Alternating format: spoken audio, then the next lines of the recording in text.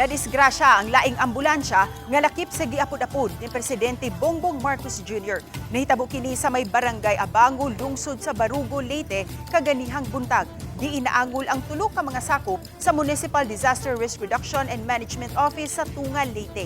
Naila ang mga naangol nga sila si Julius Arizo, Manilin Baak ug Angelica Altar. Samtang ang driver nga wa maangol mao si Andres Kadapan. Mato ni Police Staff Sergeant Patrick Avila, investigator sa Barugo Police Station, nga nakatulog ang driver. Hinungdan nga naadto kini sa Picas Lane ug mibangga sa kasagingan. Gikan pa sila sa Barugo ug paingon na unta sa Tunga. Dihang nahitabo ang aksidente. Pabilin pang nagpaalim sa tambalanan ang tulo. Mao kini ang ikaduhang aksidente, diin na lang bigit ang gihatag nga ambulansya ni Presidente BBM sa Region 8. Hinumduman ni adtong August 19 na aksidente ang usa ka ambulansya dito sa Lavizares sa Northern Samar.